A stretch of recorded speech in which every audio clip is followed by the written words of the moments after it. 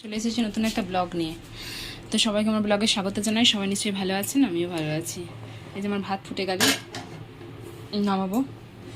আর এই যে এই মাছ দিয়ে, কাঁচকলা দিয়ে, পটল দিয়ে, আলু দিয়ে, গোলমরিচ আর জিরে বাটা দিয়ে একটা পাতলা করে ঝোল হবে। আর এই কাঁচা লঙ্কা রসুন দিয়ে এই যে এই কলমি শাকটা ভাজা হবে।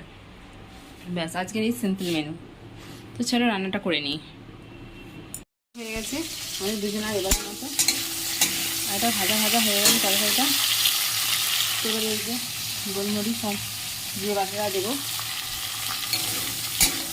দিয়ে রান্নাটা করে নিই ততক্ষণ।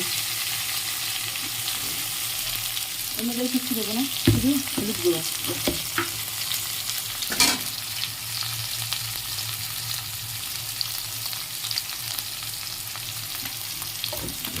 ব্যাস, এই হলুদ গুঁড়ো মশলাটা দিয়ে হবে। যেহেতু জিরে এর মধ্যে বেটে দিয়েছি তাই আর মধ্যে জিরে দেবো না। আর লঙ্কা, জিরেটা কাঁচা লঙ্কা বেশ, কাঁচা লঙ্কাটা যেহেতু কাঁচা লঙ্কাতে যায় না তাই গোলমরিচ দিয়ে করছি। আর এই ঝোলটা আমার হাজব্যান্ড আমি দুজনের খুব ভালোবাসি। ঝোলটা ফুটে গেলে মাছটা আর পটলটা দিয়ে দেবো। এই যে রান্নাটা হয়েই গেছে, ঝোলটা এই যে দেখো কি সুন্দর হয়েছে। তো রান্না সব কমপ্লিট, এখানে ভাতও তুলে নিয়েছি, কলমির শাকও হয়ে গেছে এখানে। তো আজকে ব্লগ এই পর্যন্তই। যারা ইউটিউব থেকে দেখছো তারা ইউটিউব চ্যানেলটাকে সাবস্ক্রাইব করে দিও, যারা ফেসবুক থেকে দেখছো তারা ফেসবুক পেজটাকে আইডিটাকে ফলো করে দিও। সবাই ভালো থেকো, টাটা।